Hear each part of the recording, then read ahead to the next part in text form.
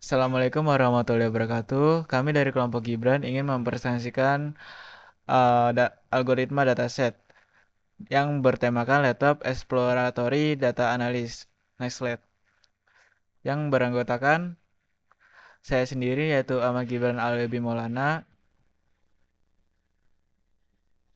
Saya Muhammad Rafi Latif. Saya Fresdy Gabriel dan Lemar Paung. Saya Amsar Pangaribuan. Saya Muhammad Saya Reza. Muhammad Faisal Habib. Next slide. Yang pertama, slide Python. Python adalah bahasa pemrograman tingkat tinggi yang sangat populer dan serbaguna. Dikenal sebagai sintaksis yang sederhana dan mudah dipahami.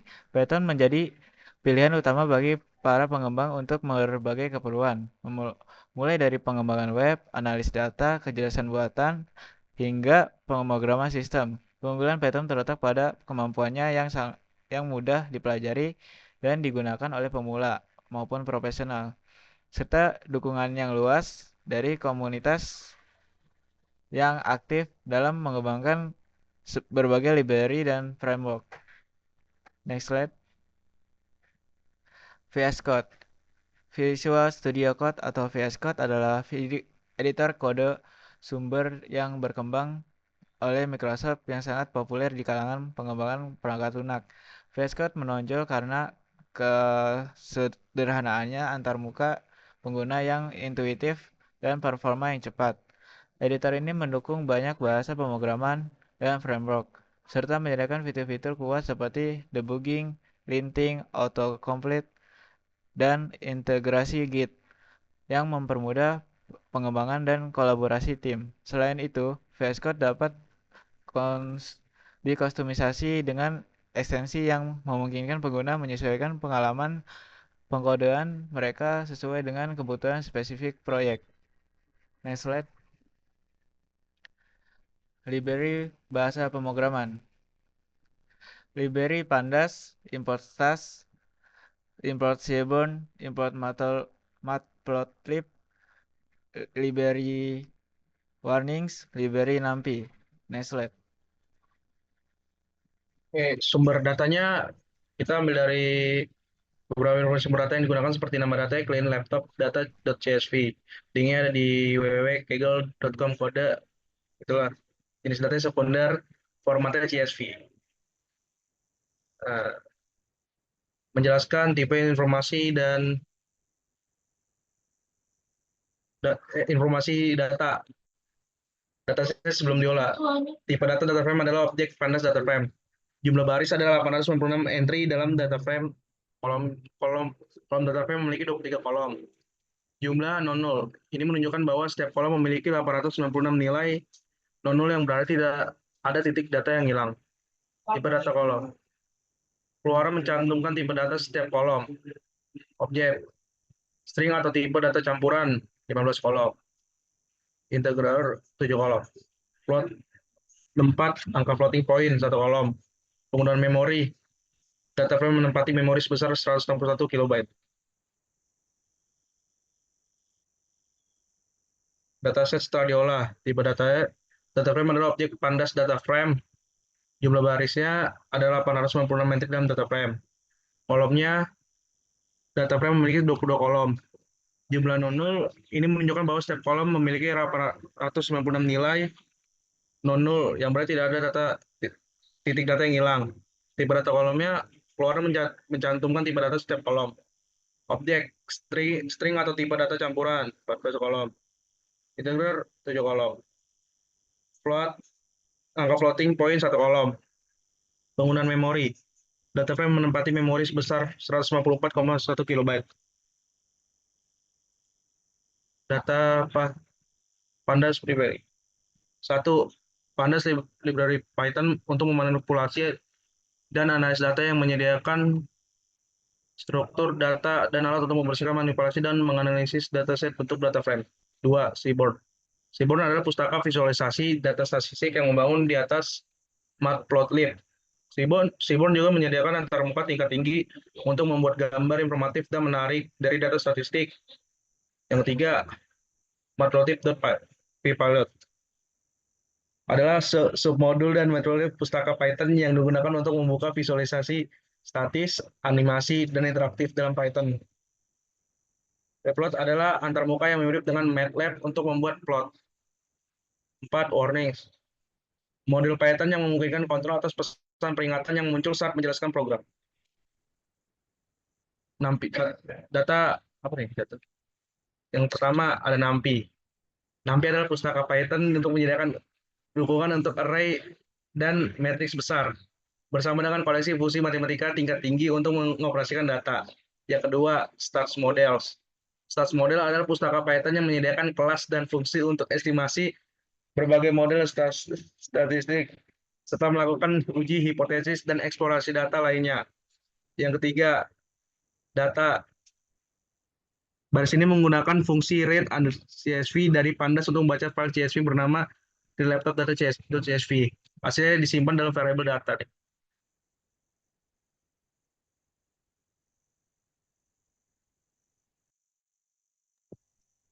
Data preparation. Fungsi data untuk menampilkan keseluruhan data yang ada.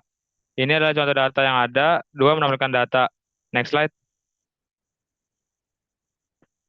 Fungsi data head.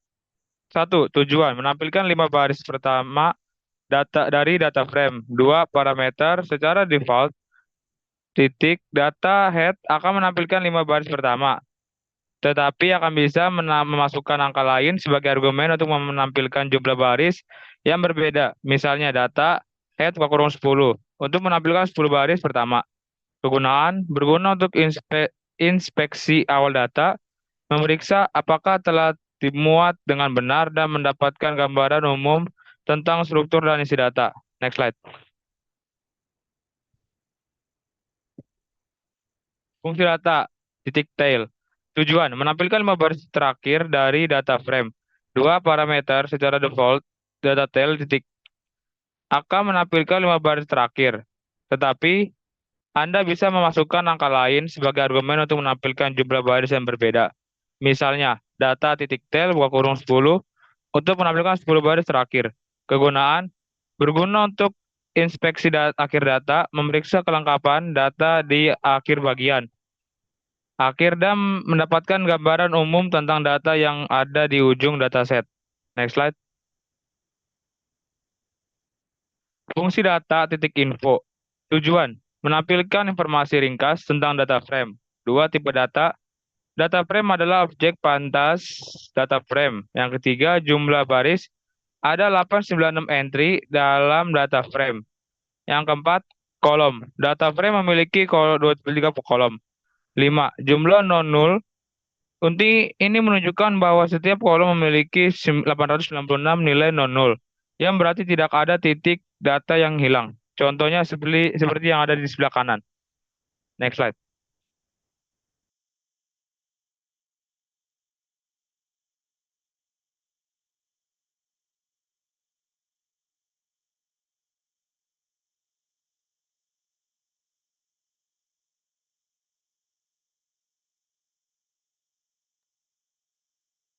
Fungsi data .info. 6. Tipe data kolom. Keluaran mencantumkan tipe data setiap kolom.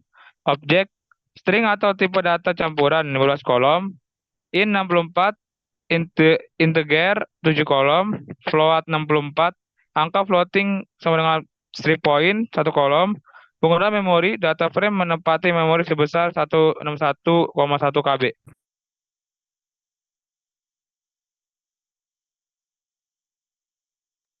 Next.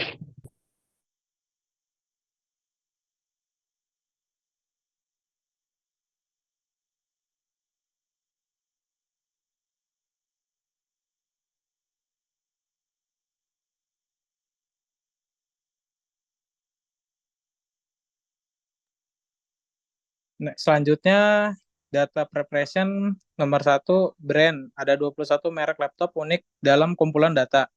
Yang kedua, model ada 117 model laptop. Yang ketiga, prosesor, brand ada 5 merek prosesor. Yang keempat, prosesor name. Ada 28 name prosesor. Yang kelima, prosesor GNRTN. Ada 8 generasi prosesor. Yang keenam, RAM GB, ada 4 ukuran RAM. Yang ketujuh, RAM tipe, ada 6 jenis RAM. Yang ke-8, SSD, ada 8 ukuran SSD. Next.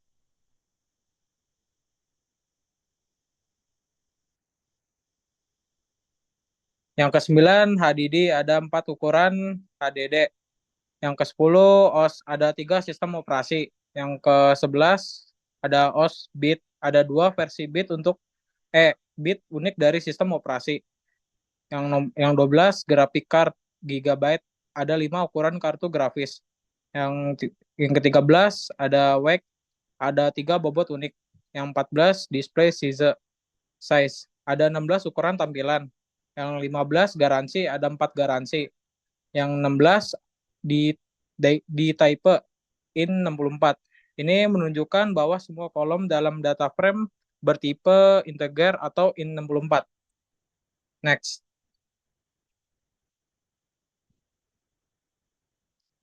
Fungsi data is0 digunakan untuk menghasilkan data frame baru yang berisi nilai boolean atau true atau false.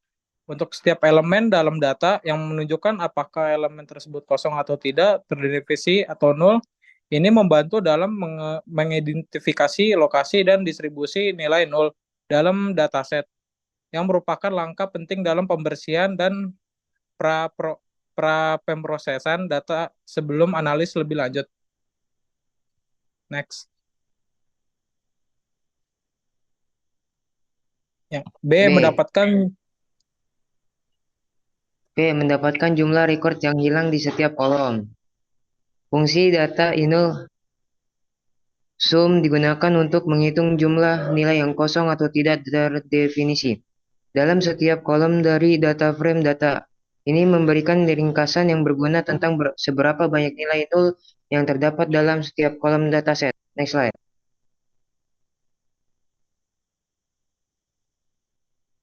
Fungsi data prosesor value counts.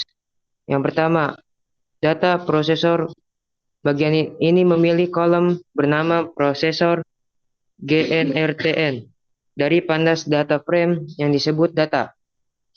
Yang kedua, value counts. Metode ini menghitung kemunculan setiap nilai unik dalam kolom prosesor GNRTN. Yang ketiga, to frame. Metode ini mengonversi jumlah nilai yang dihasilkan menjadi pandas data frame baru.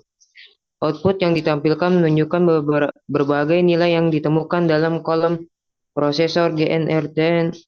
Misalnya, 11 tahun, 10 tahun missing, dan seterusnya, beserta jumlahnya. Misalnya, nilai 11 tahun muncul 346 kali dalam kolom. Next slide.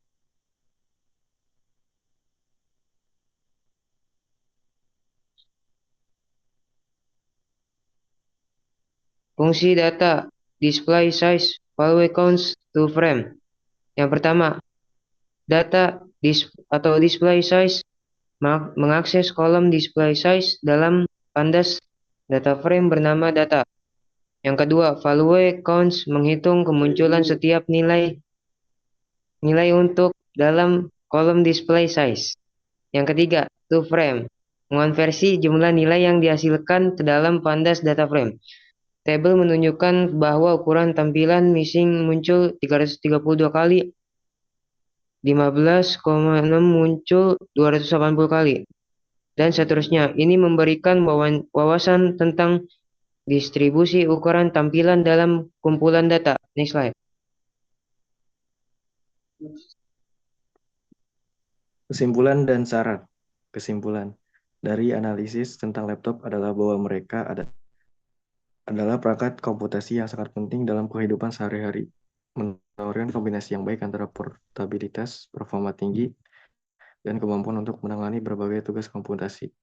Dengan spesifikasi hardware yang terus berkembang seperti prosesor yang kuat, RAM besar, dan penyimpanan SSD yang cepat, laptop mampu memenuhi kebutuhan pengguna dalam melakukan aktivitas sehari-hari seperti bekerja, belajar, hiburan, dan analisis data yang kompleks. Next. Saran. Berdasarkan analisis yang telah dilakukan, saran-saran berikut dapat dipertimbangkan untuk membeli laptop yang optimal dalam konteks penggunaan sehari-hari, tugas-tugas, dan pekerjaan.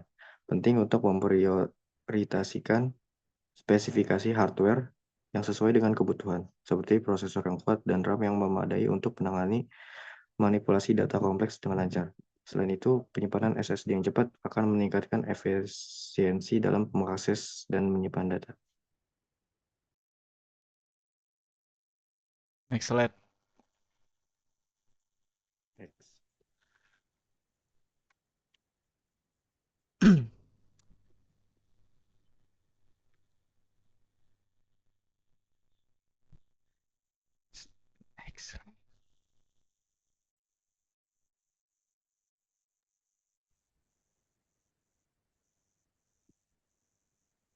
Sekian video presentasi dari kami. Jika ada salah kata mohon maaf. Wassalamualaikum warahmatullahi wabarakatuh. Waalaikumsalam.